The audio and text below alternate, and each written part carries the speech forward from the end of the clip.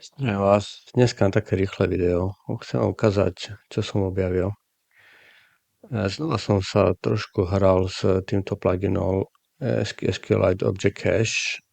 Mal som trošku voči nemu výhrady, pretože SQLite ako databáza môže mať problém zapisovať naraz dáta, ak to nie je dobre vyriešené.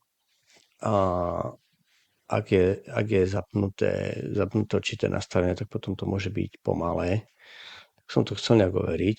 No a začal som tým najprv, že koľko vlastne času strávim ísť do MariaDB, proste do hlavnej databázy, do SQL databázy a potom ako rýchle, aby som to dostal z Object Cache.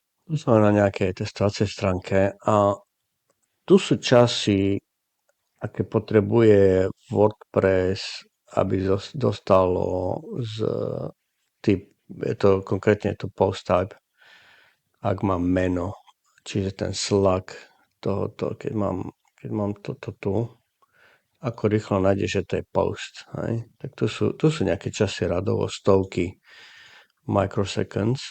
No a keď som tam dal Redis a je to ten hlavný Redis plugin, tak to vyskakuje teda až na 25 milisekúnd. Toto je čítanie z Redisu. A je to ešte, musím dodať, to share hosting a môže to mať nejaké spikes, ale akože toto je strašne veľký rozdiel podľa mňa. Od 54 mikrosekúnd až po 10 milisekúnd, alebo 11, alebo 25, to je neskutočne veľký. A vlastne nejak to aj potvrdzuje v minulosti, čo som testoval, že ten hlavný Redis plugin nie je až taký najlepší, nie je dobre optimalizovaný asi. Tu sme teraz na Lightspeed a je to o dosť lepšie, aj keď stále sú tu 1,5 milisekundy a tu je 10 milisekúnd. Ale tu podstatne tie čísla sú lepšie. No a teraz vidíme, tu sú čísla SQLite. A je to stále, sú tie čísla stále také isté. A ešte toľko poviem, že prvých 5 je nezaradených, vlastne tu som klikal na tieto. Prvých 5 je, keď cache nebola urobená, a potom keď je urobená. A stále konsistentne, a to je veľmi krásne číslo, hej, keď si to porovnáte s Redisom, tak je to úplne niekde inde.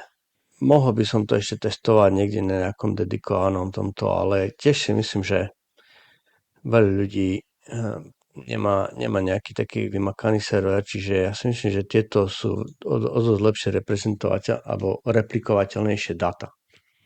No a teraz ešte ten plugin ponúka to, že tu je APCU. Tak som to zaškrtol a som to otestoval, ako rýchlo to ide. A tu je výsledok niekde. Takže takto to vyzerá. Tuto je, keď cache ešte nie je urobená. To je ako rýchlo načíta. Sa snaží načítať, sa snaží prísť na to, že či tam to vôbec má.